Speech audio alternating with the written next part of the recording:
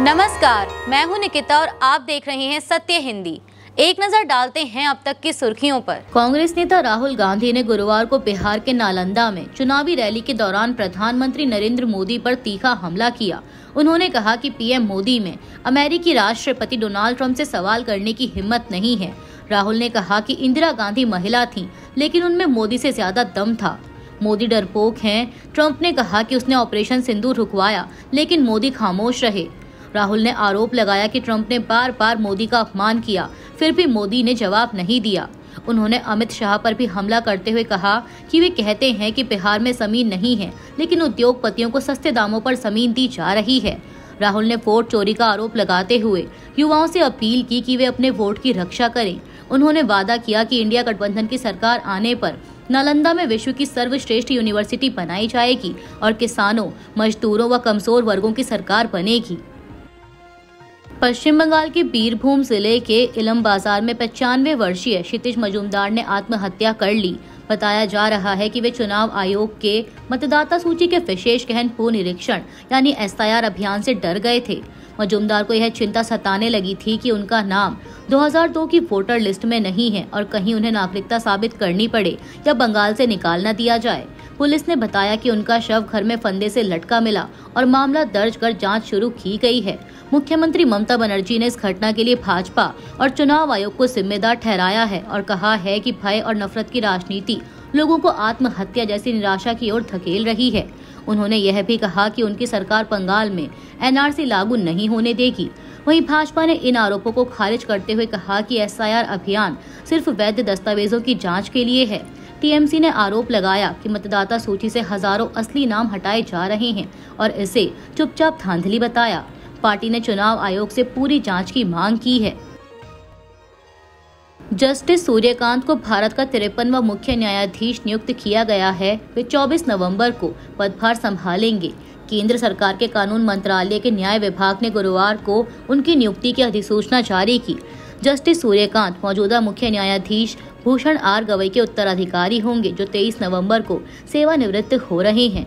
केंद्रीय कानून मंत्री अर्जुन राम मेघवाल ने सोशल मीडिया प्लेटफॉर्म X पर इस नियुक्ति की जानकारी देते हुए कहा कि भारत के संविधान द्वारा प्रदत्त शक्तियों का इस्तेमाल करते हुए राष्ट्रपति ने सुप्रीम कोर्ट के न्यायाधीश न्यायमूर्ति सूर्यकांत को भारत का अगला मुख्य न्यायाधीश नियुक्त किया है। मुंबई के पवई इलाके में गुरुवार को एक दिल दहला देने वाली घटना हुई, जब रोहित आर्या नाम के एक व्यक्ति ने 17 बच्चों को एक स्टूडियो में बंधक बना लिया। यह घटना महावीर क्लासिक बिल्डिंग स्थित RA स्टूडियो में हुई, जहां 10 से 12 साल के बच्चे ऑडिशन देने आए थे। आरोपी ने बच्चों को अंदर बंद कर लिया और सोशल मीडिया पर एक वीडियो जारी किया, जिसमें उसने कहा कि उसकी कुछ सिंपल और एथिकल मांगे हैं और उसे कुछ खास लोगों से बात करनी है।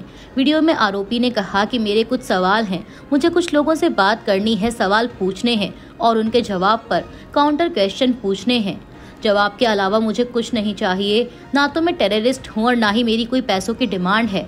सिंपल बात करनी है, इसलिए मैंने बच्चों को बंधक बनाया है। जिंदा रहा तो मैं करूँगा, अगर मैं मर गया तो कोई और करेगा, लेकिन होगा जरूर।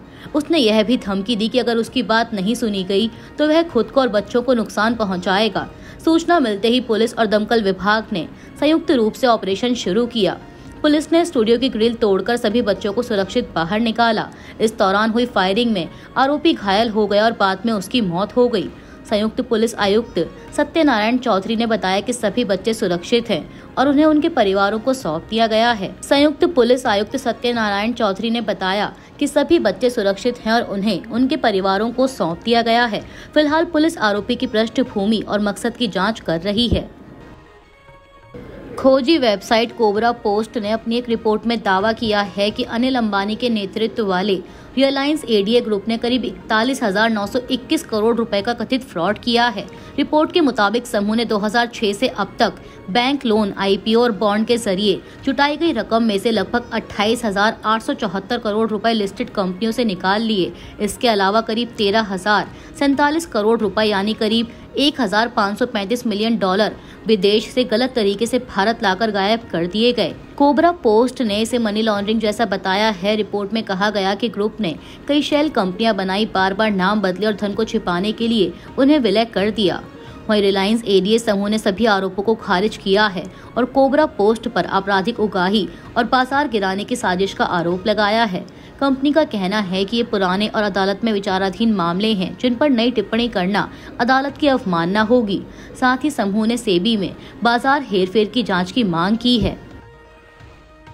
लेबनान के सरकारी मीडिया के अनुसार गुरुवार को इस्राएली सैनिकों ने दक्षिणी लेबनान के पिल्डा गांव में एक नगर पालिका भवन पर छापा मारा, जिसमें एक कर्मचारी इब्राहिम सलामे की मौत हो गई।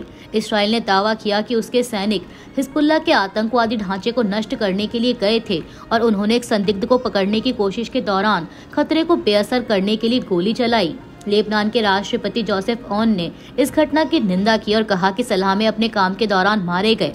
इस हमले के बाद स्थानीय लोगों ने विरोध प्रदर्शन किया और संयुक्त राष्ट्र शांति सेना पर नागरिकों की रक्षा में नाकामी का आरोप लगाया।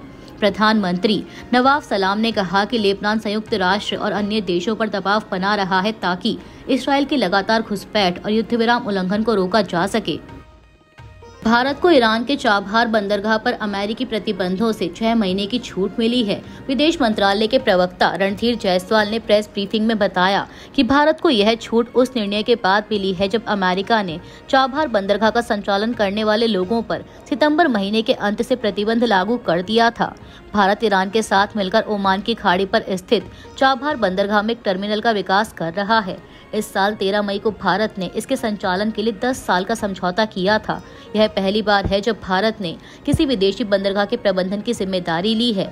चाबहार पोर्ट भारत, ईरान और रूस के बीच व्यापार को आसान बनाने वाले international north south transport corridor का अहम हिस्सा है।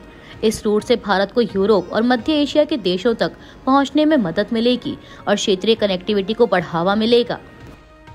भारत ने जम्मू कश्मीर को लेकर इस्लामिक देशों के संगठन OIC के हालिया बयान को सख्ती से खारिज कर दिया है।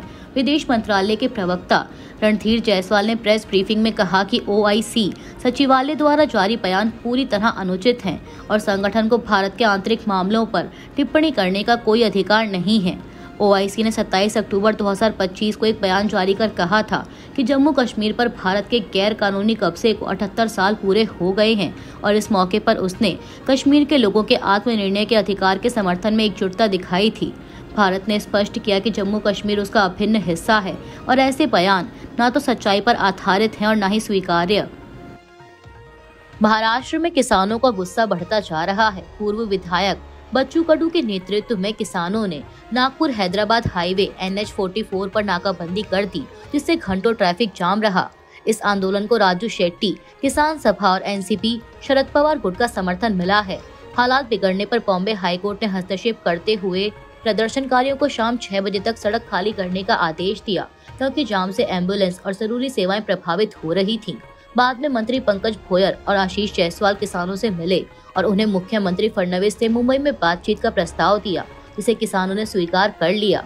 बच्चू कडू ने चेतावनी दी है कि अगर सरकार ने कर्ज माफी पर ठोस फैसला नहीं लिया तो आंदोलन फिर से शुरू होगा और 31 अक्टूबर को रेल रोको आंदोलन किया जाएगा। किसानों की मुख्य मांगे हैं पूर्ण ऋण माफी, फसल नुकसान का मुआवजा, MSP की घोषणा और दिव्यांगों को 6,000 रुपए मासिक भत्ता।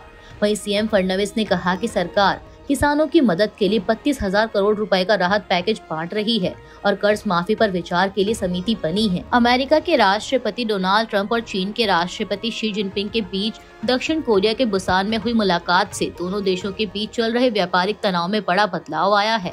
बैठक के बाद ट्रंप ने घोषणा की कि अमेरिका ने चीन से आयातित वस्तुओं पर शुल्क 10% घटाकर 47% कर दिया है।